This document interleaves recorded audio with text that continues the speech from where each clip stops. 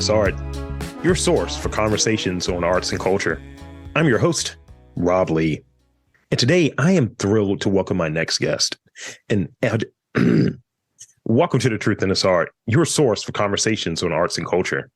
I'm your host, Rob Lee, and I'm thrilled to welcome my next guest, an artist, educator, and the driving force behind Lowerdeck Cards, making old cards fun again. Please welcome John Perry.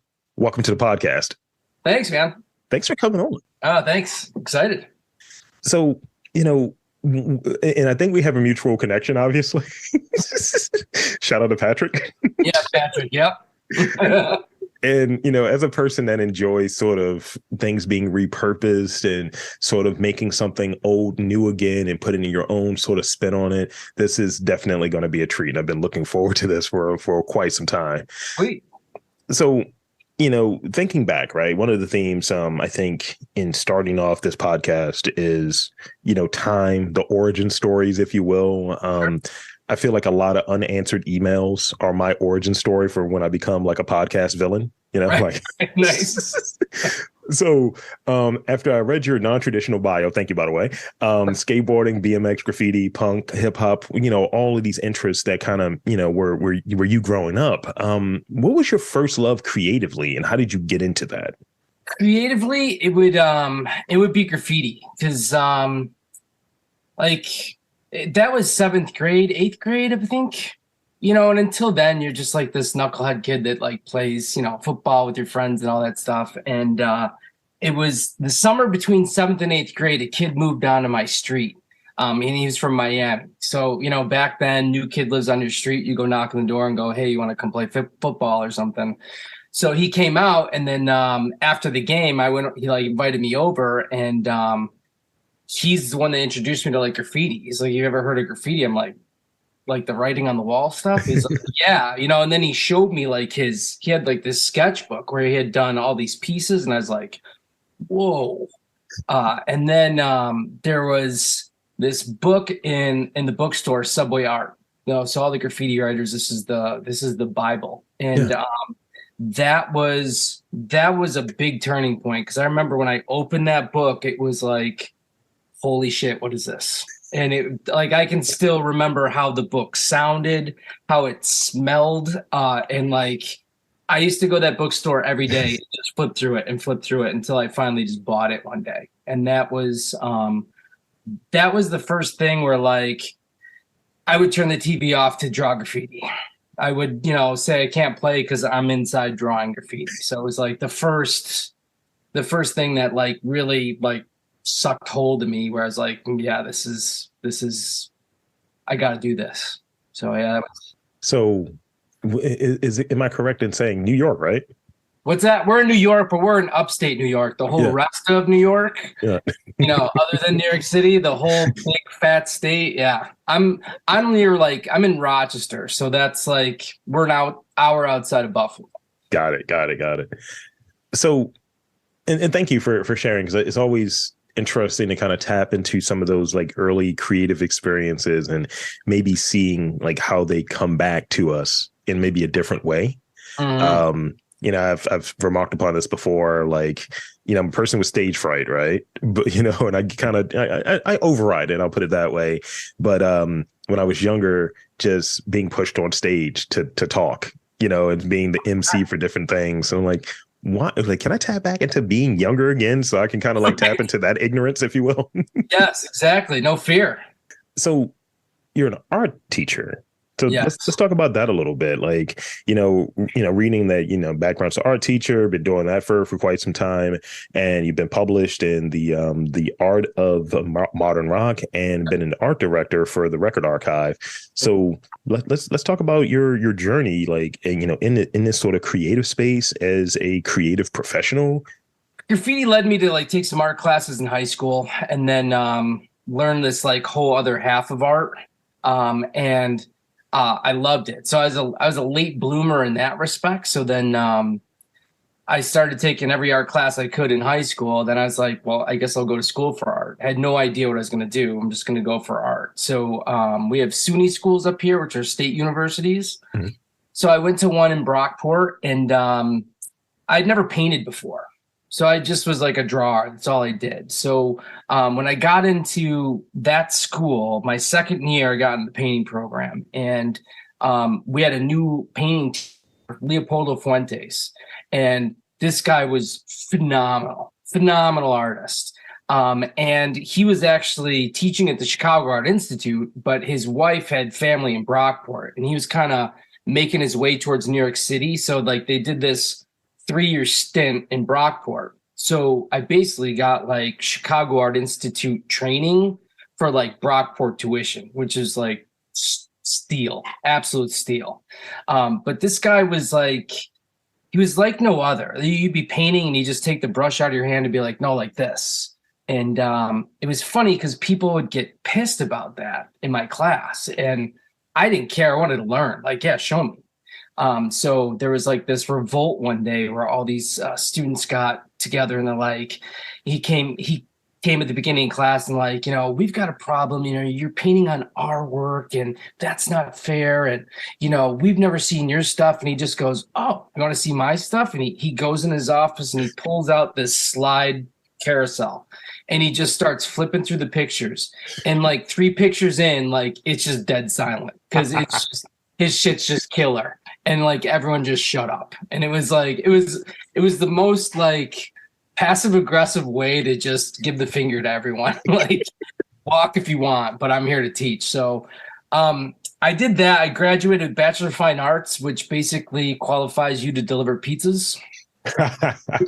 So I got into screen printing as kind of like a profession. So I was working at a place where I was printing like on glassware, coffee mugs and all this stuff like that. But that's a hard life. Mm-hmm.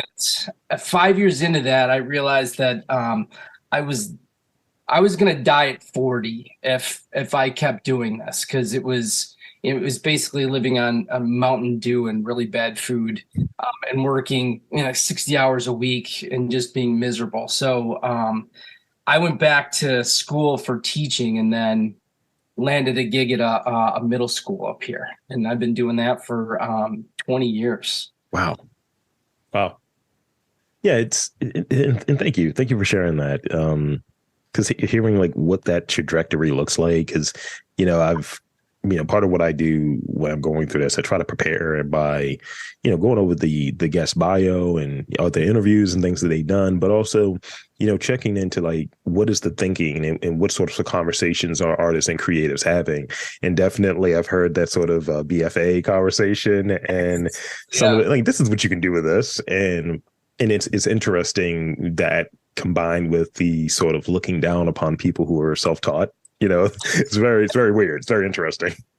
Yeah, but it's like I paid a lot of money to sit in just a studio and paint, which anyone can pretty much do. So it's, I don't know, because I have a degree.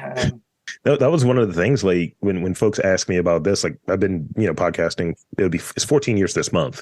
That's and awesome. Yeah, man, it's all of it self-taught though. And great.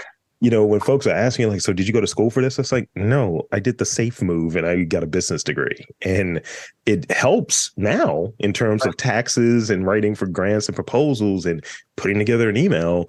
But I remember I used to get joked about, people used to joke like, oh, you just have a business degree. It was but it was like the business administration, but I was a bachelor's of science. So it's definitely the analysis side of it. But people used to see, business administration. Oh, you're going to be a secretary. I was like, damn if I will. I refuse. Meanwhile, while I'm writing this correspondence. But yeah, it's interesting sort of, identifying like what works for you, what doesn't. So having that period where I think it was like 24, and that was when I started podcasting. I was like, I need something creative. This day job, it pays, it's great, but it's none of the sexy stuff in marketing. And the only reason I picked marketing as an area that I wanted to go into, I was doing marketing analytics because it was close to something creative. At least that's what it felt like. And it turned out it wasn't that. It was just numbers. It's all sucking, isn't it? Yes. So, you know, as it relates to like your work, and I just added this question, as it relates to your work, like when you're working on something creative for yourself, because initially the thinking in this question is how often are you doing something creative, but you're a teacher, so you're around that regularly. So when you're working on your like own projects, like how often, like what is that sort of cadence that you're working on, whether it be painting, whether it be thinking about like a project, because I know that there's this sort of analog to digital loop that people engage in. You know, I pull out my phone, write down an idea. I have a sketchbook, write down an idea. And that's time and energy that's going towards this creative pursuit. So for you, like how often are you actually doing your creative like work while like working towards that creative work as well? All the time. I think pretty much all the time. I think with teaching, what was nice is teaching is a job that when the bell ends, I don't feel like I need to go home and sit on the couch for 3 hours and watch TV and just veg. Like I still have energy to be creative. Yeah. So it's almost like that bell ends and like my time starts. So I'm constantly thinking about ideas. If I'm not searching, web for like reference, I'm researching somehow. I'm thinking about it like the seeds planted, my brain's going, going, going until it finally lands, and then I know what to work on. But I've always got like I have like lists of cards that I want to do. So they're all ready to go. So if I ever hit a point where I've got nothing to do, I've got lists to go to like have other ideas ready to go. So my goal with all this is no downtime. Because when I've got downtime, that's when I can get into a rut and just be like, oh, this downtime's kind of fun. I'll watch some Netflix. I'll watch a couple movies. Oh, it's been 3 weeks since I've done anything. So I can't let myself do that. I got to stay on top of it. So I'm always on it. So you mentioned cards. I want to put a pin in that because that's related to the next question, but this is a sub question for it. So, I have this belief that being around people who are creating, and I don't really hang out with too many podcasters. I like to hang out with the other types of artists like that are doing stuff, because I think that's where an exchange and where conversation actually happens. If you're just talking to the same people, hey man, so what do you use to record? Oh man, that's interesting. There's nothing there. Yeah. So in being a teacher and like teaching art, does that play a role in it? Like being around sort of these active, young, engaging minds that are like learning these things, and you're like, oh yeah, so this is how you do this, or this is how you might want to look at this. Yeah, and it's like I think what happens with teaching art is I got to be good at it all, because if they come to me and need help with something, I can't just be like, well, I don't know, go find out. Like, I've got to be able to be the one to show them. So one thing with being an art teacher is, someone needs to know how to draw a dog. Someone needs to know how to draw a Frisbee. Someone needs to know how to paint. Like I've got to know how to do all that stuff. So it's made me a lot more well-rounded of an artist. I think I used to stick with my things that I liked. And that made me go out of my comfort zone, because I got to make it look like I know what I'm doing. And sometimes I don't, to be honest. And I got to figure it out. I got to do some research. Yeah. So that's an interesting one, because I've had a couple of kids where it's like, hey, how do I do this? And if I don't know, or I'm not sure, I'll always be like, hey, I'm really busy right now. I'll look into that. I'll have that ready for your next class. And then I researched and I'm like, oh, this is how you do it. And they're like, oh, it's amazing. I go, it's nothing. Like, but it's like I put the work in. Yeah. It sounded at one point like you got to do a little bit of everything. I immediately thought of a diner for some reason. I got to make spaghetti and pancakes. Seriously, yeah. Yeah, I'm a short order cook all day long. That's great. So Lowerdeck Cards. Let's talk about it a little bit. Could you describe it for the folks listening, and ultimately, like, how did this idea come about? And again, as I said earlier, I'm a huge fan. I sit there and I giggle the entire day. Awesome. That's what we want. Lowerdeck Cards is taking old cards and making them fun again. So what we do is it's just me. There's nobody else. I just paint on old cards, sports cards, baseball cards, football cards, basketball cards, soccer cards, you name it.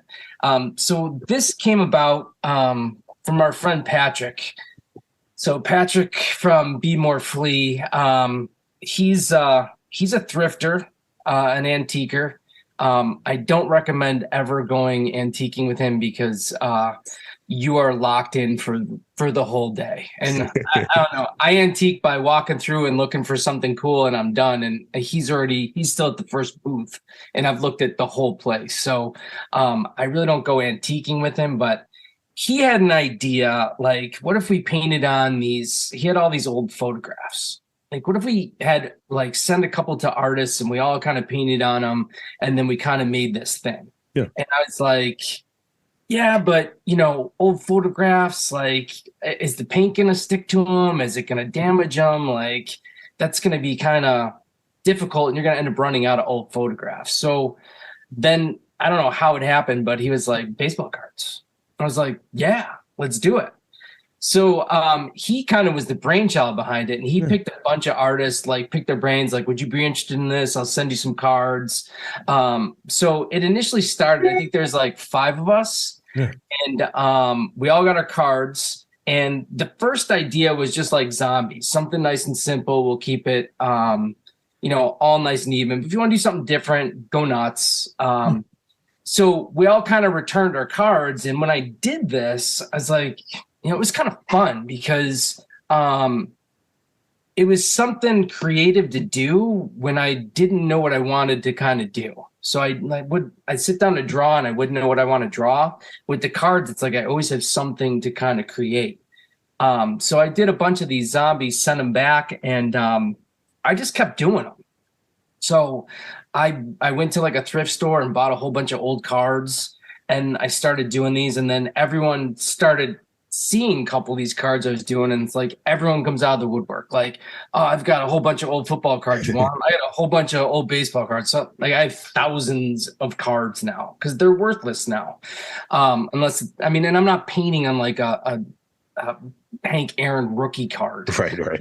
It's no name players and things like that. But what eventually happened was I was the only one doing this. Yeah. And I was sending them to Patrick, and I'd be like, well, are you going to post it today? Are you going to post it tomorrow? Well, when are you going to post it? And he'd be like, I got other Instagram accounts. I can't be doing this. So I was constantly hounding him. And finally, I was like, look, just give this to me because I'm the only one doing it. It's like, it's mine now. And he was very cool about it and was like, yeah, just run with it. So ever since then, I've just kind of done it. And I think, today I finished card 338. Nice. So it's, I've always been big on, like, if you run into someone you haven't seen in a long while and they're like, hey man, like, what have you been up to? I can like hold you, I can give you a binder of 400 cards and be like, this is what I've been doing for like the last 5 years. So it's just like this moment of time. I've got something to show for it. Then I watched these 8 shows. I killed this, like, so it's a moment of time, but Lowerdeck is fun. It's meant to be fun. It's endless. So I can do cartoon characters. I can do superheroes. I can do, I really haven't found one I can't do yet. And that's what's fun about it. Yeah. And I've been learning as I've been going. So like each card I kind of get better because I've figured out how to fix this. I've figured out how to do this. I've figured out how to manipulate this. And they're tiny. It's a tiny little surface. And these are things that would have just been trash. Mm-hmm. And, I'm trying to make them into something, I don't know. They're 50 cents more now.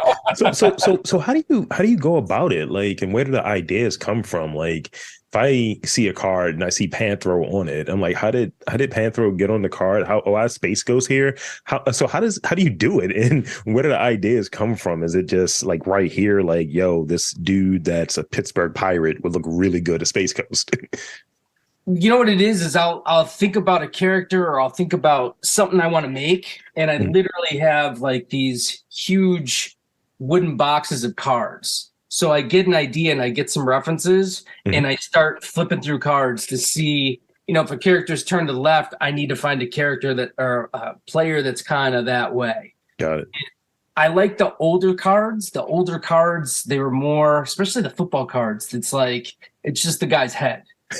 These days, it's like, it's someone in action and like their head is a teeny tiny. I can't do anything with that. But Right. it's like these, old guys with these huge mutton chops and stuff like that. Those are the cards I can work with. But the ideas just, I don't know. It's like I'll come up with an idea, and that idea leads to a different idea. And I've kind of run a gamut where I just like, I'll do superheroes for a while. Then I'll like find some old cartoon character. And then it's like, oh yeah. And then there's this cartoon, and it snowballs. Yeah.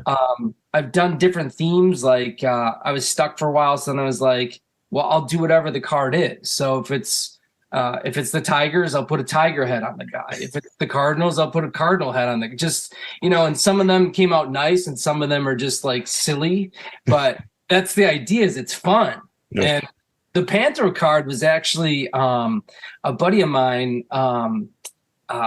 commissioned me to do all the Thundercats. So he had 4 Thundercats he wanted to do, but he wanted to do them on specific baseball or basketball cards. So he actually sent me the cards, and like it was like he was assembling his team. So I think Chris Webber was one of his cards. Kobe is Lionel. Which I was really nervous, like painting on a Kobe card. Yeah. Regardless, it's like it's Kobe. I felt sacrilegious, but that was fun. But basketball cards are hard because the arms are exposed. Mm-hmm. With a football player, I can hide all that. I just have to do the head. But when I do a basketball player, I've got to do more exposed. So I got to do the whole arm. But those were fun. They were tricky too. Those took me a while to crank those out. Just painting cards. Jeez, my eyesight's shot. I'm still trying to wrap my mind around it. So that's really cool. And yeah, like I said, it's definitely something that matches and hits my sensibilities, and it's like, two or multiple things with the sort of the vehicle being a trading card to kind of like make me tap into, yo, I want to watch the Thundercats right now, man. Right. It's literally what it does. And I really dig that. And so in it, I read that you like to push the boundaries of what can be done on a small piece, like having that trading card, it's limited space there. So when thinking through a card potentially of a series, like where does that sort of process start? And you mentioned like flipping through, you mentioned seeing like, okay, there's a reference, this person's sitting this way, this person's that way. What's sort of next within the process for you? As a painter, not on cards, I do photorealism. So I do black and white portraits and try to make them look as real as humanly possible. So that's kind of what I'm trying to get, or the direction I'm trying to eventually go, is doing like portraits on these cards and making it work. And I just did one recently. I did Biggie on a card. Nice. And this was Patrick's idea. He was like, the sweater that Biggie always wore with all the colors. Yeah. He's like, you should just throw that sweater on a player. It'd be hilarious. I'm like, done. So I was actually sitting down to do that. And I'm like, why don't I just do Biggie instead? Just try it. Yeah. And I felt I pulled it off. So it was like, that was the first like human portrait I've done on a card. And that's like, it's new ground now. Like when I first started this, it was all zombies, and then I wanted to make Logan, like Wolverine, but without the mask. Yeah. So I painted like the sideburns on this guy, and I put the cigar in, I painted his hair in, and it's like when I started doing that, I was like, oh shit, this is a game changer because I can do anything to these guys. Nice. So like that's what's kind of neat with this, is discovering how to kind of go about it. And with the portrait cards, I was at an art show. It was like an art festival up here in Rochester, and I had a booth, and a guy came in and he was talking about the cards. He bought a poster I had or something like that. But then he emailed me and was like, hey, I got all these cards, because I was talking about the cards, like how I want these big heads. And he's like, I have this whole set, and they're just black and white, and they're all faces. So he's like, I want to send them to you. I'm like, okay, I'll take them. But they're perfect. So like they're all these huge heads and it's all black and white. So all I got to do now is like fit in that black and white portrait. And that's what's been fun. They're just, the cards will take me half an hour to an hour. When I do in a portrait one, I'm putting in minimum 2 hours into that card. Yeah. So it's like, it's a lot more work. And the process I do on a canvas, Yeah. I can do some more stuff with the brushes. I do a lot of dry brushing, so I'm really scrubbing on that canvas. Yeah. I can't do that on the card because it just scrapes the paint right away. So it's like, it's trying to learn a new process now, how I can recreate the look that I know how to do, but I can't do it the same way. So now Right. how do I do it? And that's the new challenge. That's the new fun part. You're always pushing the boundaries, as I've read, of what you can do, and I admire that. Like, I think you have a starting point as to this is what I do. This is kind of like where I come from in my process, and being able to maybe take it in a different way. Let me complicate this so I can learn something in this process. Let me add this new degree, this extra complication to it. I've joked about it on here before, but it happens regularly where I won't write questions. That's why I asked, like, literally before we started, I might have sent you questions, or like literally last Friday, I had my questions printed out and I left them in the Uber to the studio. And so I just had to go off the top of the dome and just try to remember them, because I don't like having a cell phone out and reading questions. How it just feels like you're not prepared. It's like I'm just clumsy. and then the other thing is, at times I'll forget certain elements that I need to record. I think I do it intentionally just to see, like, all right, how are you going to get audio out of this one, WizKid? And just kind of figure it out. And it's really interesting, and I think it makes you very agile and very equipped.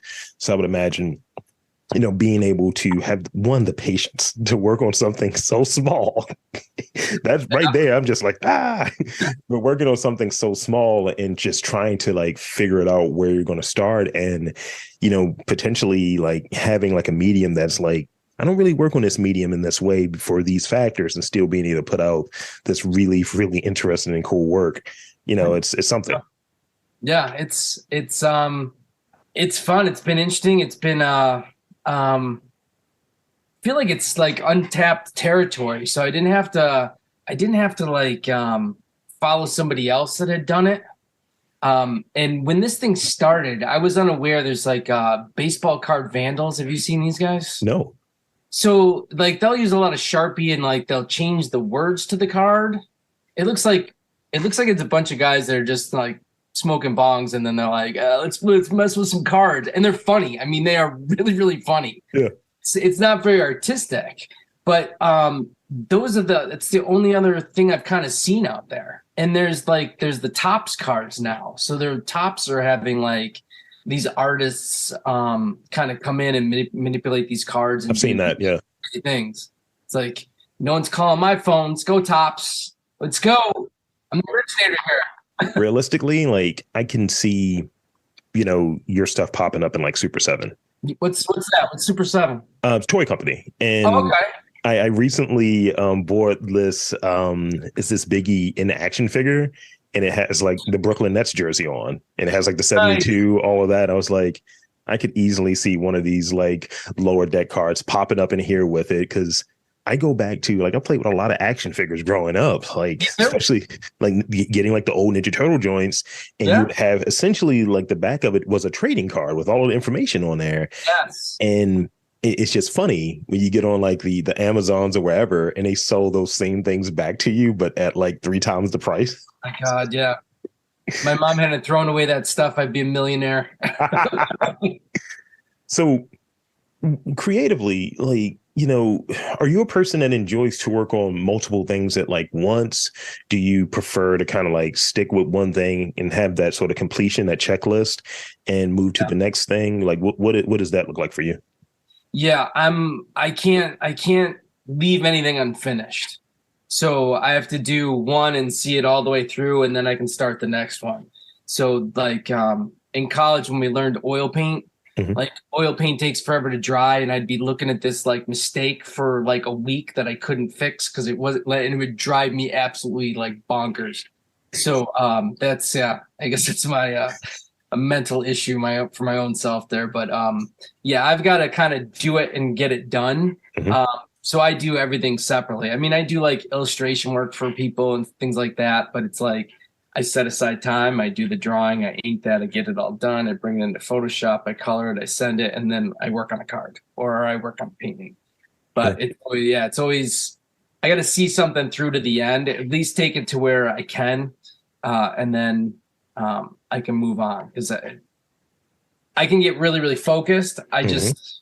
I'm too scattered in my normal life to have my artwork that way would be absolute madness. It's like here, everything is like hurricane season here.